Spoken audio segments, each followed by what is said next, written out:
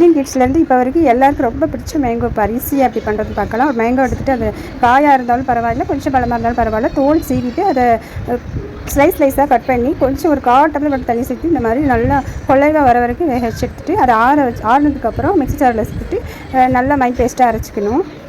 அடுத்து ஒரு குட்டி பவுலில் கொஞ்சமாக சர்க்கரை, அது கூடவே கொஞ்சமாக சாட் மசாலா, ஒரு 1/4 டீஸ்பூன் பார்த்திங்கன்னா மிளகாய் பொடி போட்டு நல்லா கலந்து விட்டுட்டு கொஞ்சமாக லாஸ்ட்டில் ஒரு பிஞ்ச் அளவு உப்பு சேர்த்து நல்லா கலந்து விட்டுறணும்.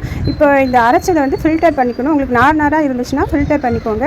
அப்படி இல்லைன்னா நீங்கள் அப்படியே சேர்த்துக்கலாம். நம்ம எடுக்கிற மாங்காவை பொறுத்து அந்த நார் வர்றது எல்லாம் இருக்கும். அடுத்து அரைச்சதை கடாயில் சேர்த்துட்டு நம்ம கலந்து வச்சுருக்கிற சர்க்கரை கலவி இதோடு சேர்த்துட்டு நல்லா மிக்ஸ் பண்ணி விட்டுருங்க.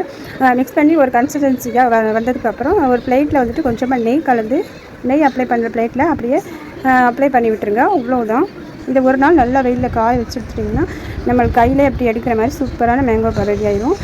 சில்ட்ரன்ஸ்க்கு எல்லாருக்கும் ரொம்ப பிடிக்கும். கடையில் வாங்குறது நம்ம வீட்டில் செஞ்சு சாப்பிடும்போது அவ்வளோ டேஸ்ட்டாக இருக்கும். இப்போ மாங்காய் சீசன் முடிதுக்குள்ளே எல்லோரும் ட்ரை பண்ணி செஞ்சு சாப்பிட்ருங்க.